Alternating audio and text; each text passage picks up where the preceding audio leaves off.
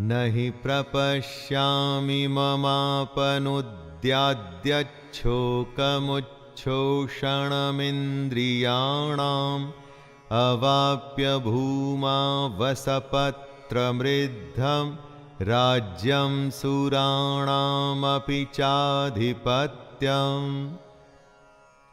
अर्जुन आगे कहते हैं, जीतने पर उन्हें जमीन मिल जाएगी, धन धान्य मिलेगा, नाम होगा, लेकिन इन सब के मिलने के बाद उनका यह दुख कम नहीं होगा जो उन्हें अभी महसूस हो रहा है।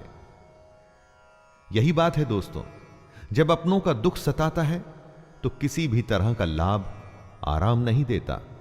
और उससे भी बड़ी बात, अगर आप शोक में हैं, दुख में हैं, तो जब तक उस दुख को दूर नहीं करेंगे, उसकी वजह ढूंढ नहीं लेंगे, उसका उपाय नहीं ढूंढ लेंगे, दुनिया का कोई भी सुख आपको आराम नहीं दे पाएगा। संजय उवाच एवमुक्त्वा ऋषिकेशं गुडाकेशः परन्तप न योत्स्य इति गोविन्दम् उक्त्वा तूष्णीं बभूवः। संजय धृतराष्ट्र को बोलते हैं, हे राजन, निद्रा को जीतने वाले अर्जुन अंतर्यामी श्री कृष्ण को फिर से कहते हैं, मैं युद्ध नहीं करूंगा। ये स्पष्ट कहकर चुप हो जाते हैं। यानी निद्रा हमारी नेचुरल आवश्यकता है, इस पर दुनिया में कोई भी विजय नहीं पाया है। लेकिन अर्जुन को ऐसा महान माना जाता था कि उसने निद्रा पर भी विजय प्राप्त कर ली थी।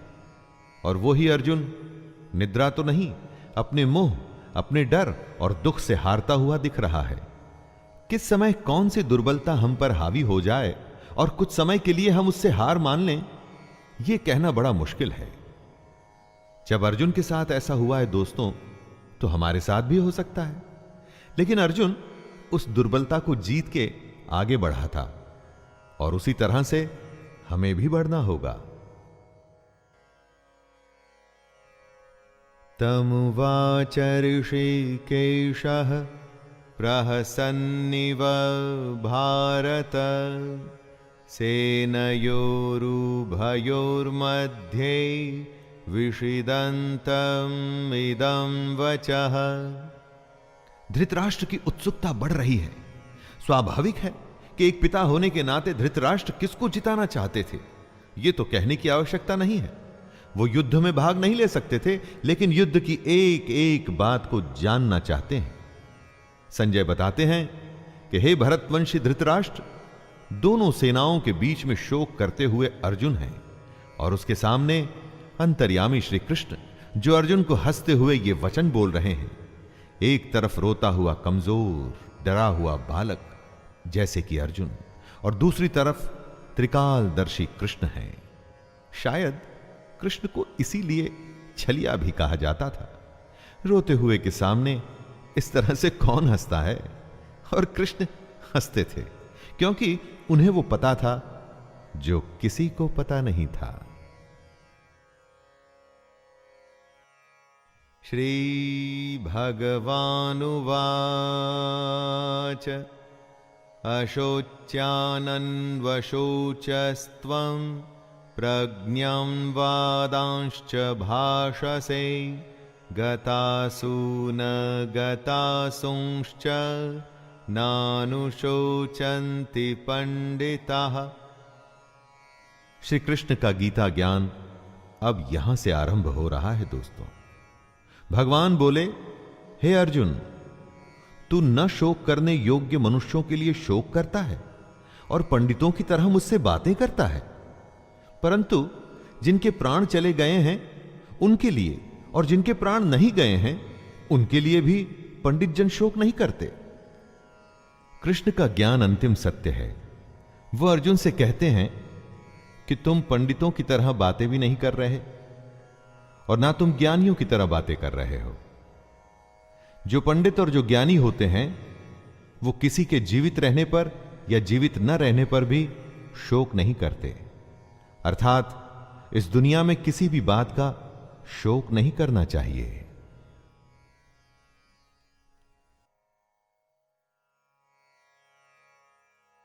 न त्वैवाहं जातु नासं न त्वं नेमे जनाधिपः न चैव न भविष्यामः सर्वे वयमतः परम। हे अर्जुन, न तो ऐसा ही है कि किसी काल में मैं नहीं था, तू नहीं था, अथवा ये राजा लोग नहीं थे, और न ऐसा ही है कि इससे आगे हम सब नहीं रहेंगे। ऐसा कोई समय नहीं था अर्जुन, जब अर्जुन नहीं था, कृष्ण नहीं था, बाकी के राजा नहीं थे। हम आते हैं और जाते हैं, फिर से आते हैं, समय का खेल चलता रहता है। अब ये बात अर्जुन या हमारे जैसे दुनियादारी में फंसे लोगों के लिए समझना या समझाना बहुत मुश्किल है दोस्तों, और इसी में से कृष्ण हमें बाहर निकालना चाहते हैं। काल का फेर, जी हां, काल का फेर तो चलता ही रहता है। हर काल में हमारे जैसे, अर्जुन के जैसे और कृष्ण के जैसे लोग होते हैं। आने वाले समय में भी हम तीनों होंगे और ऐसा ही खेल फिर से होगा। देहिनोऽस्मिन् यथा देहे कौमारं यौवनं जरा तथा देहान्तरप्राप्तिर्धीरस्तत्र न मुह्यते। कृष्ण जीवन का खेल समझाते हुए कहते हैं, जैसे जीवात्मा की इस देह में बालकपन, जवानी और वृद्धावस्था होती है, वैसे ही अन्य शरीर की प्राप्ति होती है। इस विषय में धीर पुरुष मोहित नहीं होता। हमारी आत्मा तो वही रहती है, लेकिन शरीर बचपन से बुढ़ापे तक बदलता है। वैसे ही नए जन्म में नया शरीर मिलता है। दोस्तों, कृष्ण कहते हैं कि बदलाव प्रकृति का नियम है। जो अभी है वो अगले पल बदल चुका है। आपको चाहे वो दिखे या ना दिखे, आप उसे महसूस करें या ना करें। जब बदलाव नियम है, ऐसे नियम के लिए फिर दुखी क्यों होना? जो नहीं बदलता उसे कहते हैं आत्मा। आत्मा की इस परिभाषा को ध्यान से समझ लीजिए। शरीर बदलता है दोस्तों, आत्मा कभी नहीं बदलती।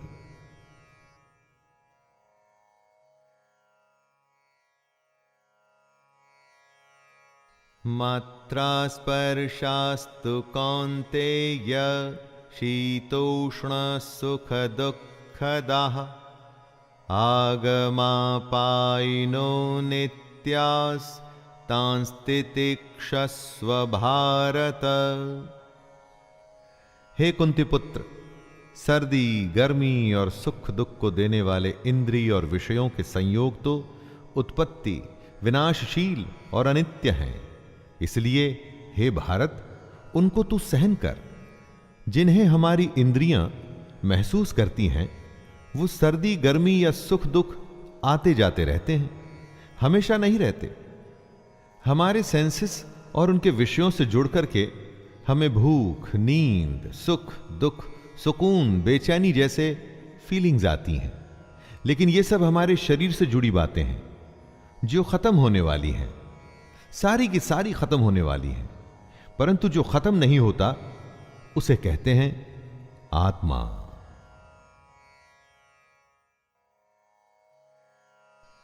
यम ही न व्यथयन्त ये ते पुरुषं पुरुषर्षभ समदुःख सुखं धीरं सोमृततत्त्वाय कल्पते। क्योंकि हे पुरुष श्रेष्ठ, दुख सुख को समान समझने वाले जिस धीर पुरुष को ये इंद्रिय और विषयों के संयोग व्याकुल नहीं करते, वह मोक्ष के योग्य होता है। सुख दुख जो बराबर समझे, दोनों हालत में एक जैसा रहे, वही जीवन में आगे बढ़ता है। जितनी भी आपकी आयु हो, जीवन में जरा पीछे मुड़ के देखिए, न जाने कितनी बार आप सुख दुख से बीते होंगे। कभी बेतहाशा खुशी हुई होगी, किसी के जाने या बेहद बड़े नुकसान पे शायद आप फूट फूट के रोए भी होंगे, और आगे आने वाले जीवन में भी ऐसा होता ही रहेगा। ज्ञानी इस बात को जानते हैं कि ऐसे सुख दुख तो आते जाते रहते हैं। एक ही भाव कभी रुक के नहीं रहता। नासतो विद्यते भावो न भावो विद्यते सतः उभयोरपि दृष्टोऽन्तस्त्वन्नयोस्तत्त्वदर्शिभिः। कृष्ण कहते हैं कि असत वस्तु की तो सत्ता नहीं है और सत का अभाव नहीं है। इस प्रकार इन दोनों का ही तत्वज्ञानी पुरुषों द्वारा देखा गया है। दोस्तों, जो झूठ है उसका कोई मूल्य नहीं, मूल्य सिर्फ सच का ही है। समझदार लोग इस बात को समझते हैं, जिसका आना जाना लगा रहे उसके लिए कोई क्या शोक करे। सुख गया तो दुख दरवाजे पर आने के लिए बिल्कुल तैयार खड़ा है। एक के लिए दुख करेंगे तो आने वाली अच्छी खबर के लिए जल्द ही खुश ही होना पड़ेगा। लेकिन अगर आप ज्ञान को समझें तो पाएंगे कि ये दोनों भाव झूठे हैं, इनका कोई मूल्य नहीं। मूल्य है तो सिर्फ आत्मा का, जो निरंतर है और सिर्फ वही सच है।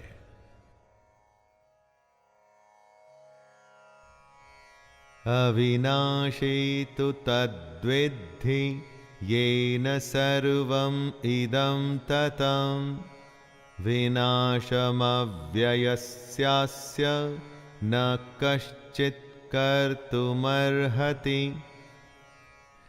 नाश रहित तो तू उसको जान जिससे ये संपूर्ण जगत दृश्य वर्ग व्याप्त है।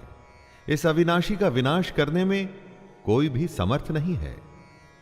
मतलब परमानेंट सिर्फ वही है जिसमें ये पूरा जगत, पूरी दुनिया समाई हुई है, जो सबसे बड़ा सच है।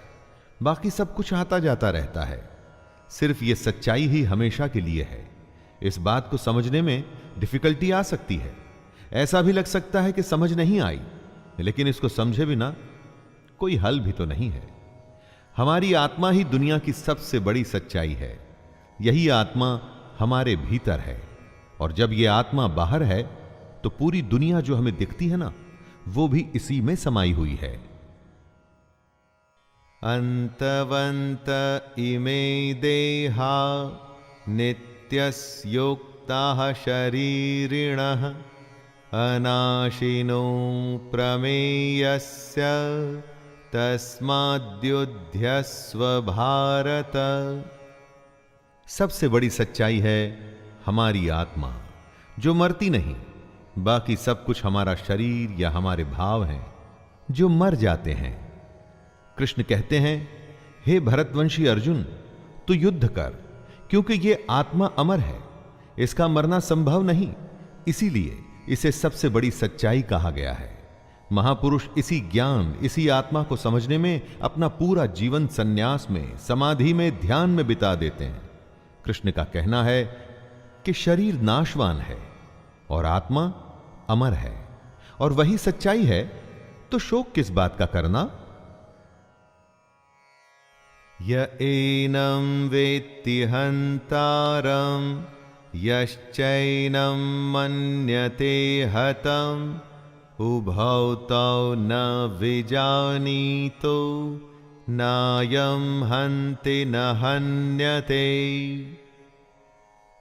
जो इस आत्मा को मारने वाला समझता है तथा जो इसको मरा हुआ मानता है, वे दोनों ही नहीं जानते सच्चाई को, क्योंकि ये आत्मा वास्तव में न तो किसी को मारती है और न किसी के द्वारा मारी जाती है। अर्थात आत्मा सिर्फ होती है, उसका होना ही सच है, बाकी कुछ नहीं। ये तो अज्ञान ही है जो हमें यह सोचने पे मजबूर करता है कि हमने किसी को मार दिया या हम मार देंगे। लोग अपने अहंकार में ऐसा समझते हैं कि वे बहुत कुछ कर सकते हैं या बहुत कुछ कर चुके हैं। यह सिर्फ उनकी नादानी है, अज्ञानता है।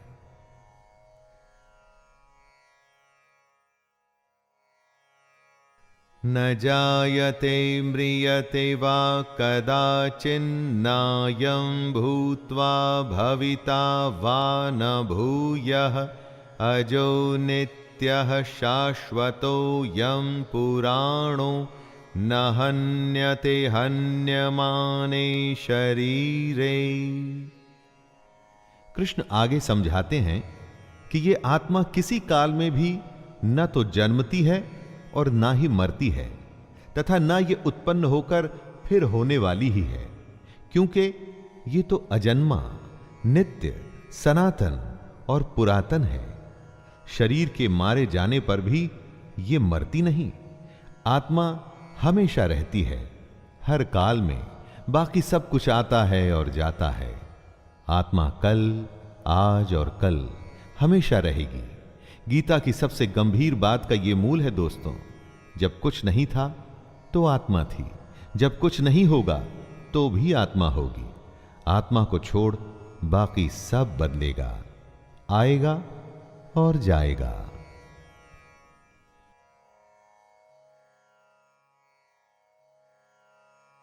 वेदा विनाशिनं नित्यं य एनमजमव्ययम् कथं स पुरुषः पार्थकं घातयति हन्तिकम्।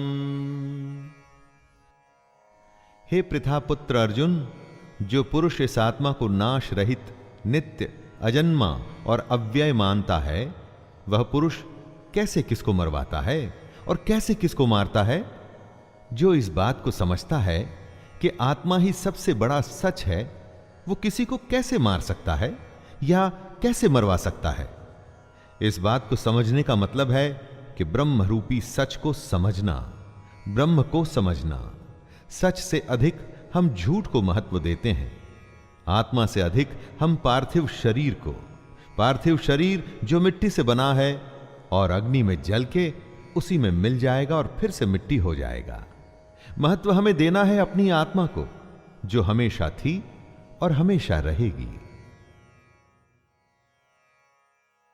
वासांसि जीर्णानि यथा विहाय नवानि गृह्णाति नरोपराणि तथा शरीराणि विहाय जीर्णान् यन्यानि संयाति नवानि देहि।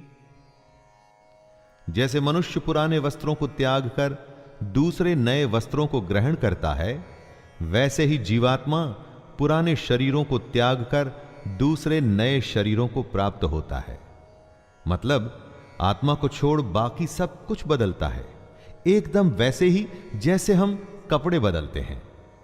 पुराने कपड़े के फट जाने पर, उसके धागे धागे अलग हो जाने पर उसे छोड़ दिया जाता है। वैसे ही अलग अलग कारण से जब मृत्यु होती है और शरीर रहने लायक नहीं रहता, तब आत्मा उसे छोड़कर दूसरे शरीर में चली जाती है। शरीर की आयु होती है, परंतु आत्मा की नहीं। जब देह की आयु पूरी हो जाती है तो उसकी सांसें रुक जाती हैं और आत्मा अपने एक घर को छोड़कर दूसरे घर में जाती है।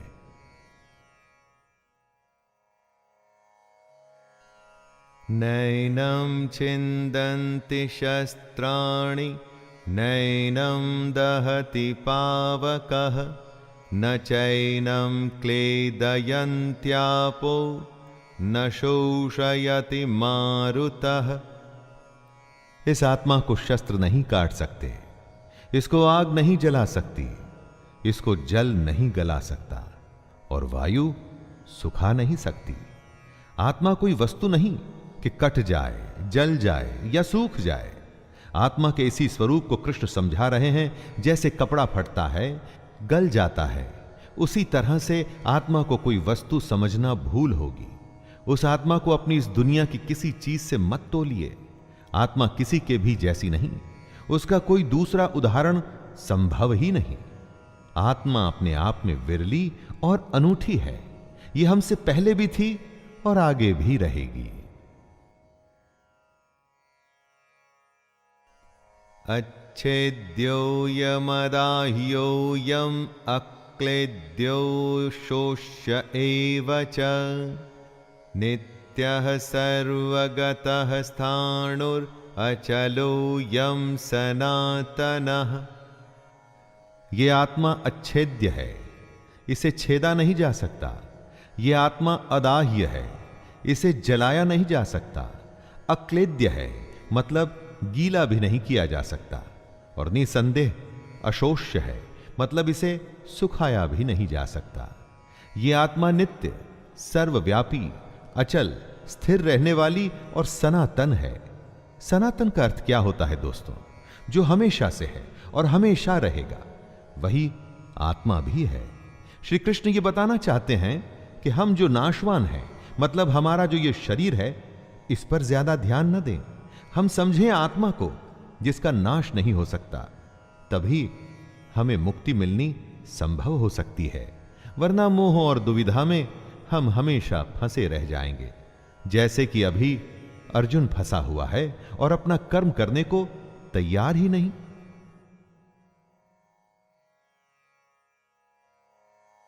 अव्यक्तोऽयमचिन्त्योऽयम् अविकार्योमुच्यते तस्मादेवं विदित्वैनं नानुशोचितुमर्हसि। आत्मा का स्वरूप अव्यक्त है, मतलब इसे व्यक्त नहीं कर सकते, समझा नहीं सकते। इसको अचिंत्य कहते हैं। इसको आप सोच भी नहीं सकते। यह आत्मा विकार रहित है। आत्मा में कोई कमी नहीं होती दोस्तों। कृष्ण आगे कहते हैं कि हे अर्जुन, इस आत्मा को उपर्युक्त प्रकार से जानकर तू शोक करने के योग्य नहीं है, अर्थात तुझे शोक करना उचित नहीं है। आत्मा अव्यक्त इसलिए है क्योंकि इस आत्मा को हम अपनी इंद्रियों से नहीं समझ सकते। इंद्रियां इस दुनिया के लिए है और इन इंद्रियों से हम हैप्पीनेस, सैडनेस, सर्दी, गर्मी, टचिंग, खाना पीना, ऐसी भौतिक एक्टिविटीज करते हैं। आत्मा इन सब से परे है। अथ चैनं नित्यजातं नित्यं वा मन्यसे मृतं तथापि त्वं महाबाहो नैवं शोचितुमर्हसि। आत्मा का ये ज्ञान कृष्ण अर्जुन को इसलिए दे रहे हैं कि वो जिनके लिए शोक कर रहा है वो व्यर्थ है। कृष्ण समझाते हैं कि हे अर्जुन, यदि तू इस आत्मा को जन्म लेने वाली तथा सदा मरने वाली मानता है, तो हे महाबाहो, तू इस प्रकार शोक करने के योग्य नहीं है। दोस्तों, अगर अर्जुन आत्मा को जन्म लेने वाला और मरने वाला समझता है, तो भी शोक करने का कोई अर्थ नहीं है। अगर अर्जुन आत्मा को शरीर की तरह ही जन्म लेने वाला और मरने वाला समझता है, तो भी युद्ध में मरने वालों के लिए शोक करने का कोई मतलब नहीं। जातस्तहि ध्रुवो मृत्युर्ध्रुवं जन्म मृतस्य च तस्मादपरिहार्येऽर्थे न त्वं शोचितुमर्हसि।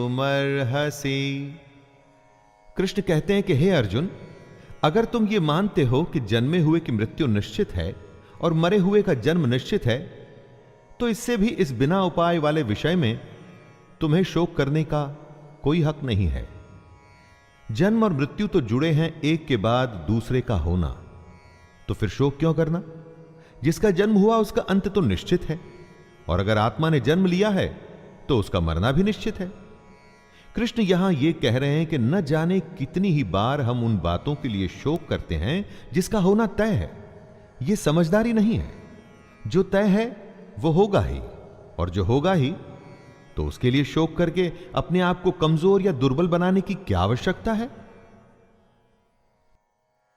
अव्यक्तादीनि भूतानि व्यक्तमध्यानि भारत अव्यक्तनिधनान्येव तत्र का परिदेवना। हे अर्जुन, संपूर्ण प्राणी जन्म से पहले अप्रकट थे और मरने के बाद भी अप्रकट हो जाने वाले हैं। केवल बीच में ही प्रकट है। फिर ऐसी स्थिति में शोक क्या करना? हमारा होना, किसी का भी होना, उनके जन्म और मृत्यु के बीच में होता है, तो फिर शोक किसके लिए करना? अचानक से एक जन्म होता है। जब कोई नहीं था तो वो एक नया खिलखिलाता हुआ नया जीवन आता है, खुशियां लिए हुए। लेकिन उसके साथ ही किसी के जाने की भी तैयारी शुरू हो गई है। ऐसा तो हो नहीं सकता कि हम अच्छे को स्वीकार करें और बुरे के लिए शोक मनाते रहें। जीवन के सच को हमें मानना पड़ेगा। आश्चर्यवत् पश्यति कश्चिदेन माश्चर्यवद्वदति तथैव चान्यः आश्चर्यवच्चैनमन्यः शृणोति श्रुत्वाप्येनं वेद न चैव कश्चित्। कोई एक महापुरुष ही इस आत्मा को आश्चर्य की भांति देखता है और वैसे ही दूसरा कोई महापुरुष भी इसके तत्व को आश्चर्य की भांति वर्णित करता है, तथा दूसरा कोई अधिकारी पुरुष इसे आश्चर्य की भांति सुनता है, और कोई कोई तो सुनकर भी इसको नहीं जानता। यानी कि आत्मा को समझना बेहद बेहद और बेहद मुश्किल है।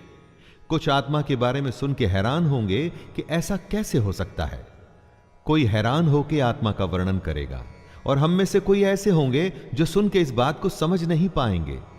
बात को समझिए, कितनी ही बार लोग ज्ञान की बातें सुनते हैं और थोड़ी ही देर में वापस अपनी मोह माया की दुनिया में लग जाते हैं। दोस्तों, उसी मोह माया से तो निकलना है अगर आप आत्मा को समझना चाहते हैं।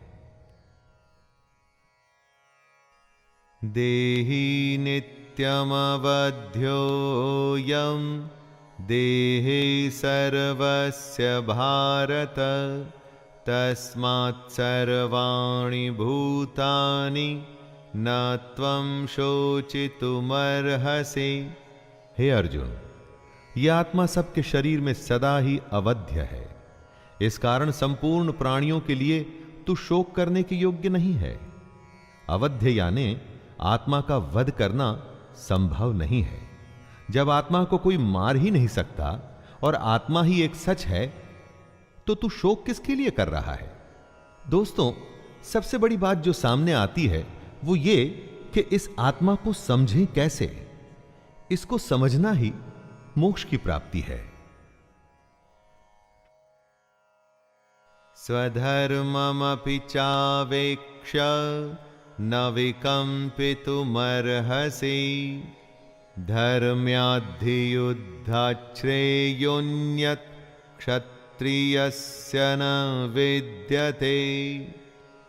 कृष्ण अर्जुन को याद दिलाते हैं कि अपने धर्म को देखकर भी तू भय करने योग्य नहीं है, अर्थात तुझे भय नहीं करना चाहिए, क्योंकि क्षत्रिय के लिए धर्मयुक्त युद्ध से बढ़कर दूसरा कोई कल्याणकारी कर्तव्य नहीं है। दोस्तों, कृष्ण कहते हैं कि अगर हमने किसी काम को करने का निर्णय ले लिया है तो फिर उससे डरना नहीं चाहिए। पूरे तन मन से बस उस काम को, उस युद्ध को करने में लग जाना चाहिए। ज्ञान यह है कि निर्णय के बाद डरने का कोई मतलब नहीं, सिर्फ करने का मतलब है, कर्म करने का।